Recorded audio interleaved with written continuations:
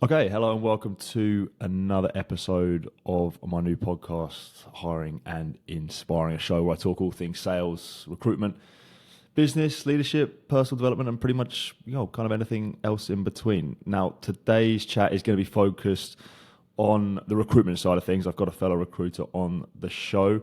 My guest is a chap called Lachlan Briggs-Gordon. It's a guy I've connected with on LinkedIn.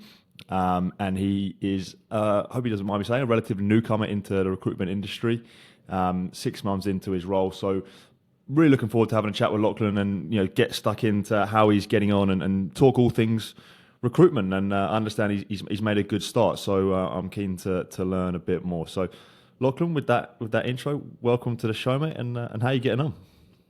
Yeah, thank you for having me, Joe. Going really well, thanks. How about you?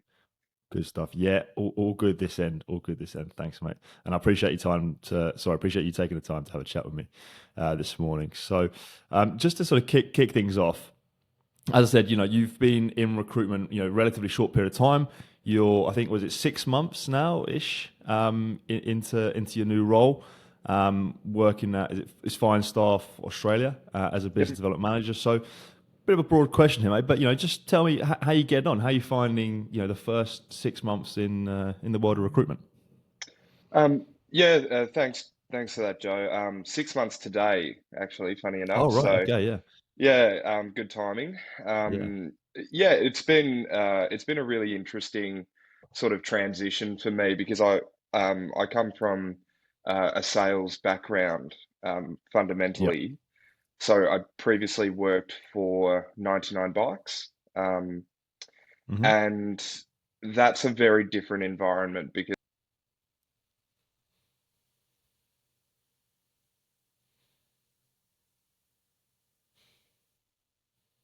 sales inquiries can, if it's a really sort of complex, long inquiry, will last for an hour. You're in the same location, and you're selling a product. So, the start to finish being a 1 hour from they walk in not Yeah. really knowing what they want to actually leaving and I've received payment for the product. Yeah. Yeah. Um, it's very different to the new role, which is centered around business development.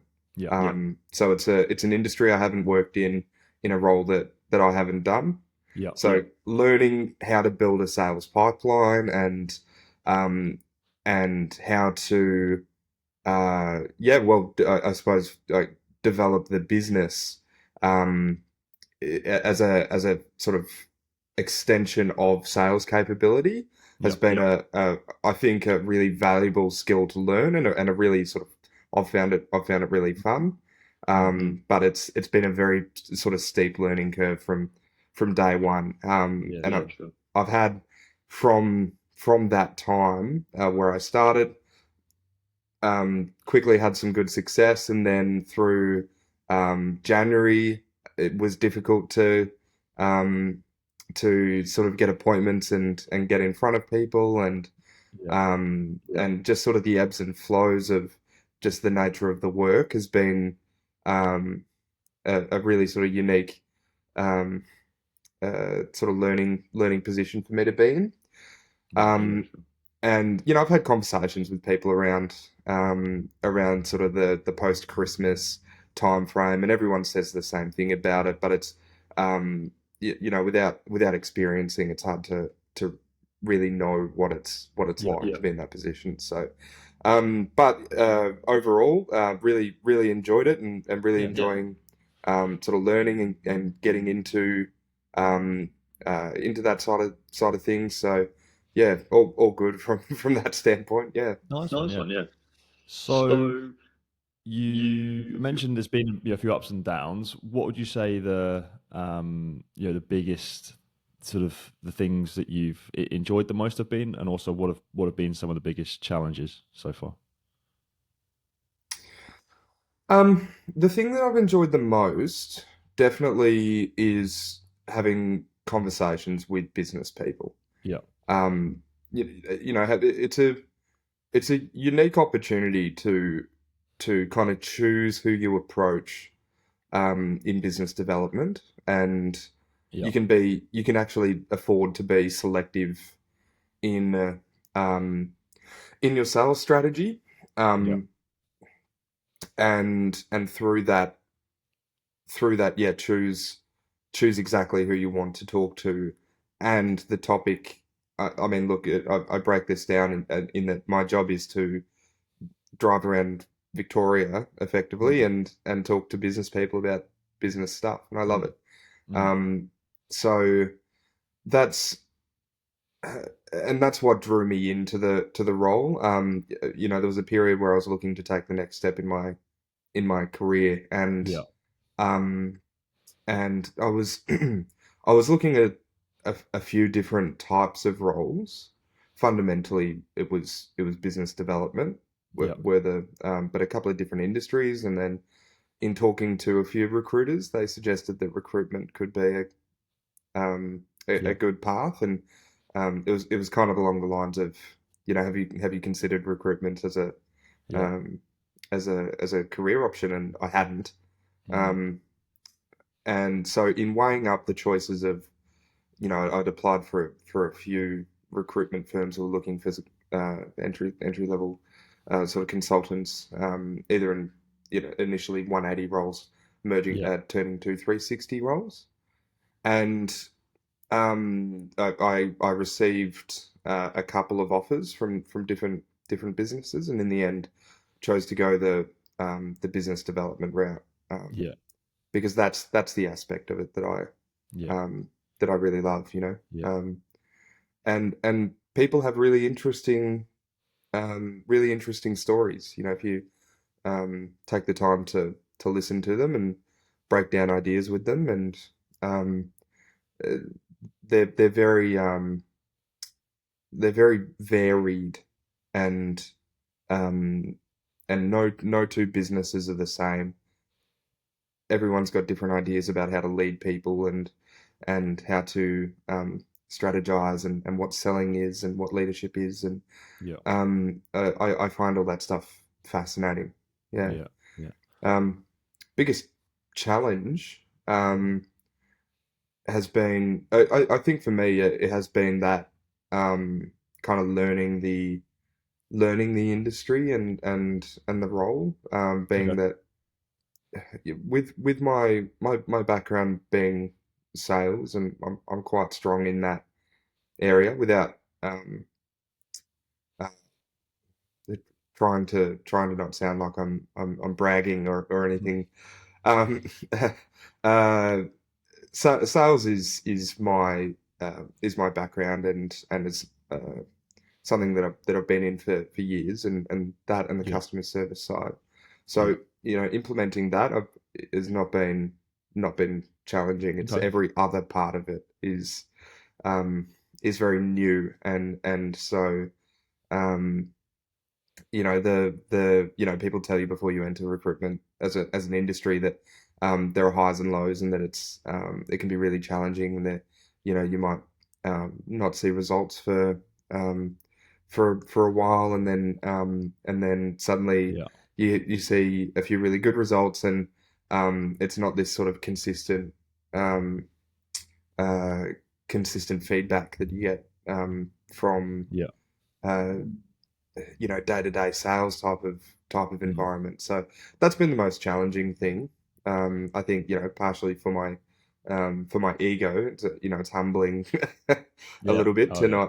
not just Yeah. constantly be fed success to an extent. Mm. But uh, uh, it's it's a good, I suppose, in the fact that it's humbling, um, allows you to um, grow a sense of humility Yeah.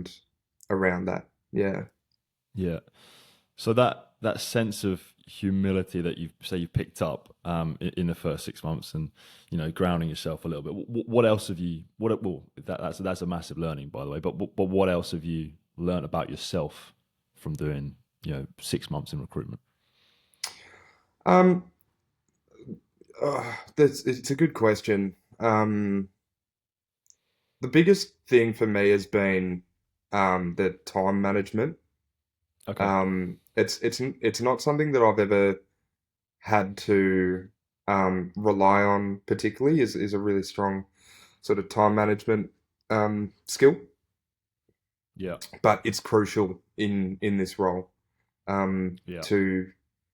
to be prepared, but also to be organised, and both of those things fall under that time management, Yeah.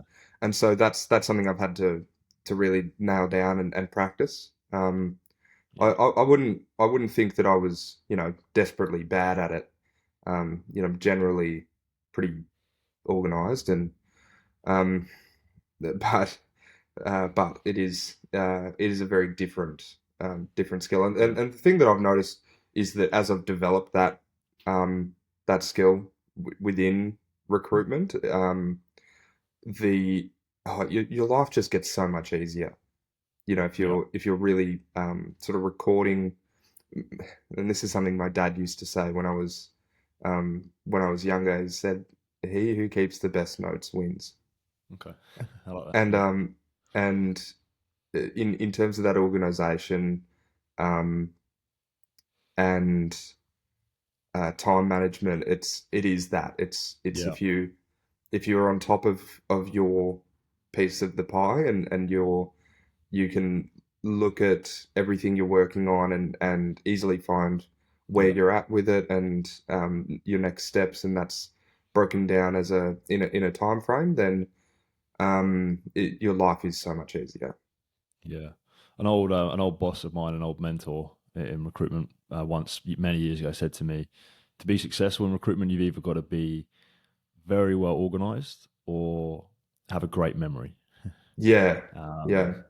Um, I'm not quite sure what I fit into, to be honest, out of those two, but I'm still figuring it out. But I don't know if that resonates with you as well. Yeah, I think I'm probably average at both of those. But if you put them together, maybe Yeah, that's the outcome that you want. yeah. Yeah, yeah. I, Normally I would say I've got an all right memory, but mm, there's always that one thing that slips through the cracks, and you end up with a grenade.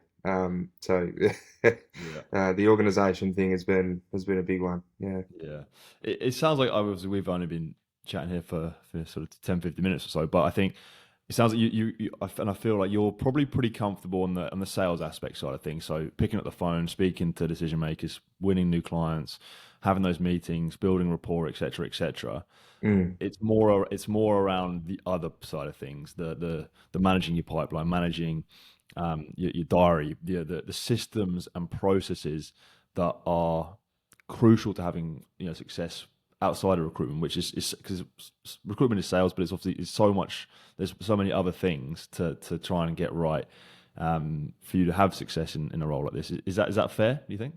Yeah, definitely. I mean, look, the communication side of things is something that I've always been really strong on, and I've always been Yeah, a very talkative kind of person, and yeah, love to break things down, and that meant that in my previous role with 99 Bikes, mm, I was the area trainer for the Western Suburbs team, so I did a lot of the sales training for yeah, that side of the city.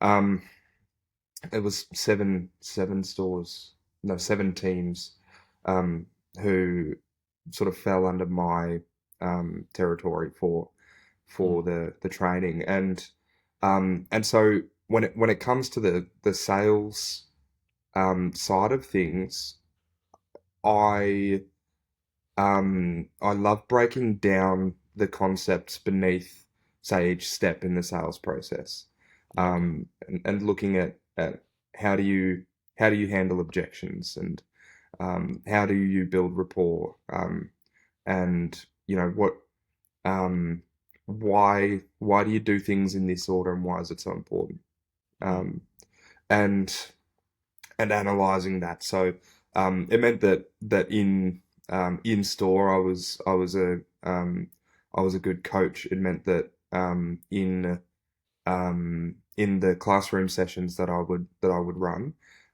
we could dive deep into those sorts of ideas, Yeah. and the feedback that I got from those sessions was always really positive, and that's just a part of a part of me, in that way, is that I've got um, that sales attitude, and Yeah. um, but I align it with a noble selling purpose. Mm. Um, Rather than, I really don't like the idea of predatory sales tactics. You know, there's an honest approach that yields better results anyway. Yeah. Um, Yeah. so that that side of things was, I guess, to go back when I was looking to take the next step in my career, it was always going to be a sales focused appointment, um, uh, but you're right. The other side of things is very new and quite different. Yeah. Mm. Yeah. While we're talking sort of all things sales, just picking up on something you said earlier on about, one of the things you're enjoying about the role is um, the sort of the strategic side of things, deciding which clients, to partner with and winning those as customers for yourself. And it's one of my sort of favorite parts of the role as well, because it's a rare, in my opinion, it's a rare sort of opportunity in our role to get a little bit strategic. A lot of what we do is, on the fly, go, making decisions, thinking on your feet. When sort of that account selection piece, when working in a sales role in recruitment, it is one of those rare opportunities where you get to step back and sort of decide, right, which accounts am I going to be targeting? Why am I targeting them? Fitting them into sort of ideal customer profiles based on, size, sectors, industries, all kinds of things which the boxes you're ticking for. And it's something I enjoy. You mentioned it's something that you enjoy as well. What's your, I guess, process, your sales process when it comes to identifying like an ideal target customer for yourself? And then how do you go about, say, once you've identified it, what's your steps for then attempting to win that as a customer for yourself? Yeah, sure. So my the way that I look at sort of prospect um, businesses is it's, do I want to work with this business? Um, and and can we help them? Yep. Um, so what that means is, um, are they the right size? Yep. Is it the right industry? All of those sort of factors around the business. But it's also selecting on, from a sales standpoint, um, selecting businesses to approach that I believe I can draw a needs benefit with. Um, uh, Okay. Yeah. by which I mean, is there a way that I can approach this business, that straight off the bat it's clear that, from their standpoint, that would be advantageous to work Yep. specifically with us. Um, Yeah. Not even just recruitment generally, but with us, and so Yeah. sometimes it's things like, okay, I'm working with a different business on this street, um, Hmm. and leverage off that credibility, um, or we are currently recruiting for this role in this area.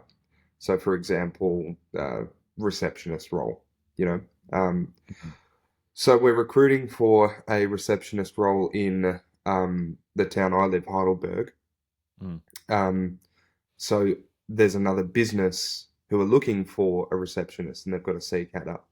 So I might call Mm. them, so long as they fit the profile of the size of Yeah. business and the industry, um, Yeah. and all of all of those factors. I might call them up and say, wanted to talk to you around this role because we are recruiting for another business doing in a similar role down the road. So we've got Yeah. a candidate pool um, Yeah. of people who are ready to go. So Yeah. depending on sort of what is the link there, that also sort of um, guides my selection in terms of what what I'm going to approach. I don't like to approach businesses that I'm not confident that I'd be able to actually um, uh, uh, talk to and break down what their requirements are and Yeah. really get to know their story Yeah. to then make a an appropriate recommendation. So Yeah. and that's sort of the beauty of the of that sort of strategic building the sales pipeline point is that you can do that. You can find out exactly what it is that you are aiming at and go for that. Yeah.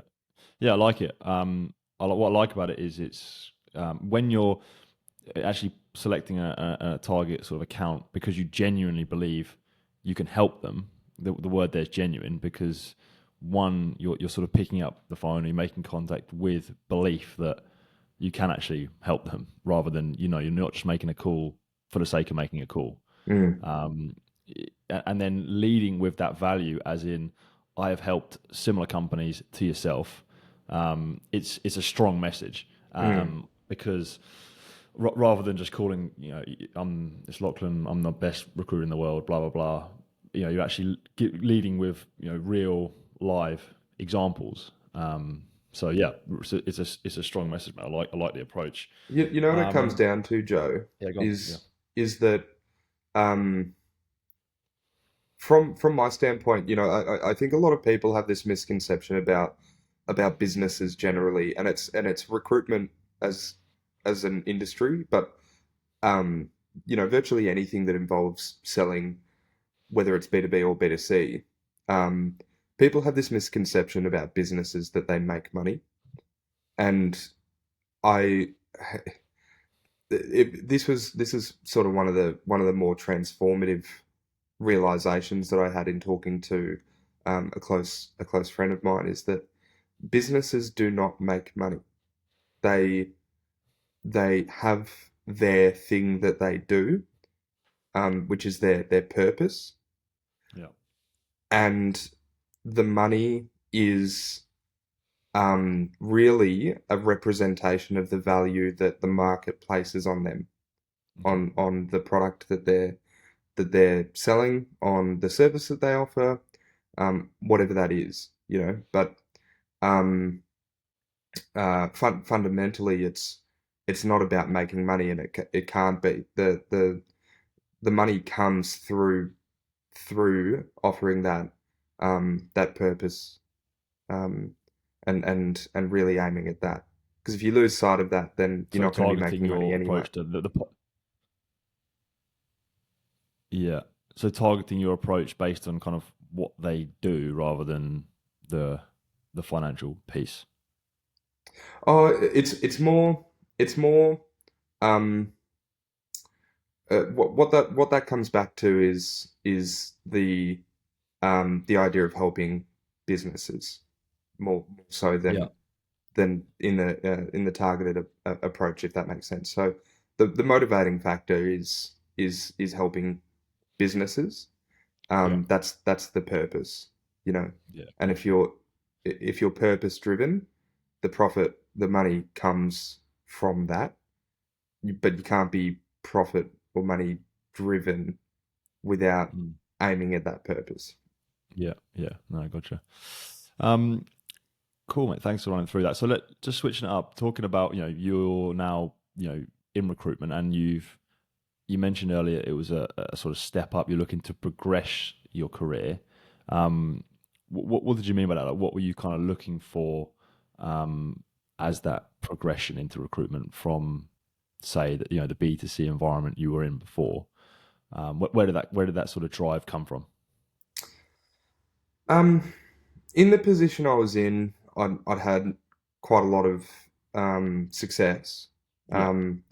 So I was one of the top performing sellers or salespeople in the state, and even to be fair, in the company, um, and qualified for global balls through them through that Nice. through those results, where the company pays for you to go on a holiday, basically. The last one was in New Zealand, and they had the presets play for us, um, and so I'd done that, and one of the stores that I was working in, we as a team um, broke the December record over the Yeah. Christmas period. Cool. So we were the number one shop in the country, and I think in the world, because I think we'd opened stores in New Zealand by that stage. Mm. Although I could be wrong about that. So about 60 stores either way, and we were number one for the year and broke the record. And as far as we know, it's we don't think that record will ever be broken. Yeah. Um, so, and I'd been with the company for 3 years, but it wasn't something that I wanted to do for forever. Okay. Um, to be a salesperson in that B2C environment. Yeah. Um, I'd kind of done everything that I wanted to achieve in Mm. working there in that time, and um, I I sort of took a step back and thought about, what else do I have to learn through this? What else do I have to contribute? What else do I have to achieve here? And I spoke to the state manager about it, and um, between him and me, and like anyone that I spoke to about it, was, yeah, I think it's it. I think that that it's all been done. I don't know Yeah. that Right. there's much Yeah. more from here. So then it's okay. So where to from here? Mm. Um, and yeah, through that sort of discovery of um, of where do I want to go next? Um, what what do I really find interesting? What do I enjoy? What are the aspects of my job that I really look forward to? And let's think, if I could have any job, what would it be? Um, Yeah. and and so dialing it back from, if I can have any job, what could it be? It's okay, what job can I realistically get? Yeah. um, Yeah. and um, and so that's through that process of applying for jobs, and I mean, when you're applying for jobs, inevitably you talk to recruiters, being introduced Mm. to that idea. So I did a lot of research into what does a recruiter do? What does a business development manager do? Because I really didn't know. Um, but Yeah. in doing that discovery and finding out, um, yeah, I was just drawn to it, and so Yeah. that's landed me here today. Yeah. Yeah. Gotcha. And talks of sort of the future. You're moving forward 6 months in. Where do you see your sort of career progressing? Where would you like to go from here in recruitment? Yeah, good question. I'm a big um, uh, like, I'm very passionate about leadership. Yeah. So I'm in a 180 role at the moment. Yeah. Um, I have look up in the way that Fine Staff sort of progresses staff internally is that there's the opportunity to move into a recruitment manager Yeah. position and do the 360. I don't know if that is what I want to move into Yeah. longer term. It's something that I'm thinking about. Okay, like, what are the options in moving forward? And in my role as it is, I'm taking on a couple of different projects internally, Yeah. and just trying to sort of gain as much as I can and as many skills as I can. But Yeah. um, the short answer to that question is that I think longer term would be um, I would like to, I think, lead a sales team in some Yeah. capacity.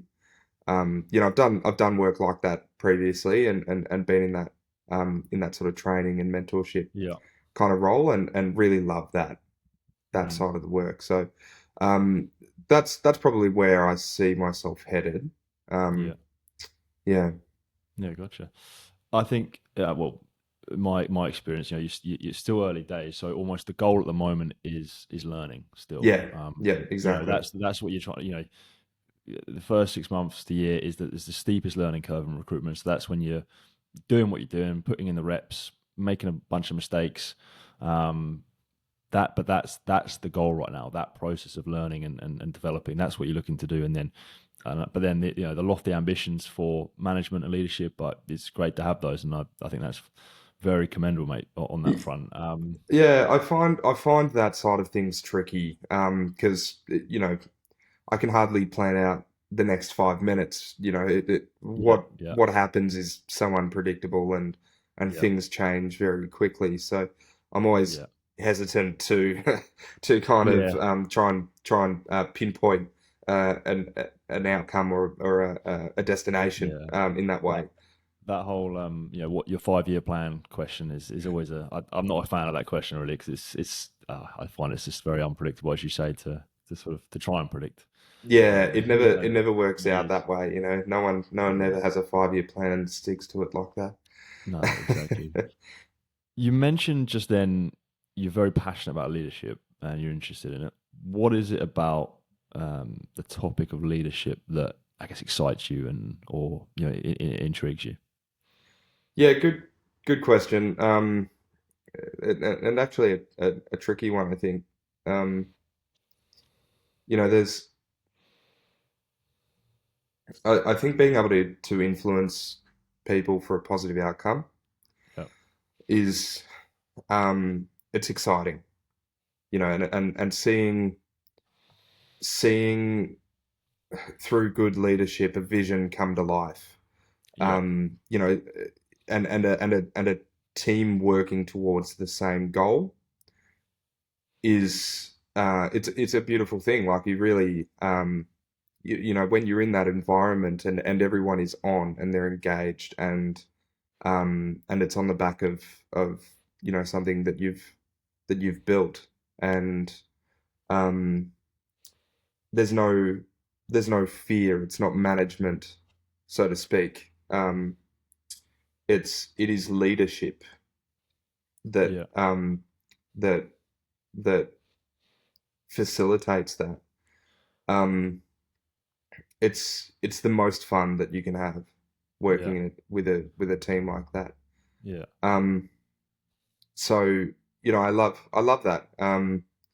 And the opportunities that I've had to do that um, have been just mm, profoundly positive um, and yeah, and so it's always something that I look towards yeah, is yeah, how can we manage our culture, for example, really well in order to achieve mhm, the sort of desired effect. Um, yeah, how do we how do we um, how do we set a standard of sort of professional discipline where people within your team are engaged enough to to put it simply follow the rules, mm, um, but follow the rules because it's the most efficient, it's the best way to achieve their goal. And again, mm, it's a okay, shared goal, but it's intrinsically motivated in mm, that kind of way. And I think culture has to be carefully managed um, yeah, around that. If there's issues that come up, they need to be stamped out pretty pretty quickly. And I think that's the thing that people underestimate about building a strong culture um, is that it's not as simple as setting the standard and then it's a set and forget thing. Um, it's in reality, it's um, setting the standard and then carefully managing and maintaining it. Um, Yeah. and you put all those pieces together and you achieve this thing as a team and you get to celebrate together. You celebrate your wins together and everyone gets around each other. Mm. And like any team, when you have those um, those bonds and successes and everything, and you're able to sort of build on that, and it comes off the back of your vision. It's wonderful, you know. Yeah, that's a beautiful thing.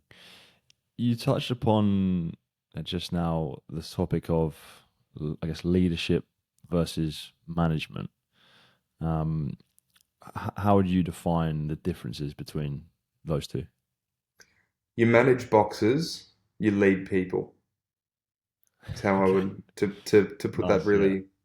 Um, yeah, yeah, I think that I mean there's the old kind of I guess meme. It's a cartoon you might have seen where the leader is at the front of the cart with everyone pulling the rope over the shoulder kind of thing, and right. Yeah, yeah, the yeah, the manager sits on the chair pointing to telling everyone else where to pull him along. yeah, yeah, Um, yeah, and that there's still aspects of management within leadership that are important. Like I said, like you you have to manage culture. Um, mhm, and part of that is, you lead by example and you set those standards and you don't micromanage um, and you influence and that sort of thing. But when there are really sort of breaches of your cultural expectations, they have to be they have to be managed. So um, the difference, I think, I guess, in all of that is that people are not um, are not like pawns that you can move around on a chessboard. mm, They're it's not as simple as you can see them um, as a resource, and at a deeper level, a manager looks to get what they can out of their people. A leader looks to give everything they can to their people. yeah, And that's the fundamental difference, I think, between the two. yeah. No, I love that. Leadership is action. I always think Mm, leadership is actually doing the thing, as you say, rather than telling the thing. yeah, yep. No, very, very wise words, mate. Cool. Just one final sort of question from me to wrap things up. This is more, I guess, personal to you rather than the sort of broader topics we've been discussing. But this is more to you as an individual, and it's a bit of a closing question I've got here on this show where I talk around the topic of success and what it means to different people. It's something I guess I'm interested in pretty deeply. So to you, Lachlan, what does, and you can take this whichever way you like, but what does success mean to you in your life? Yeah, that is a good question.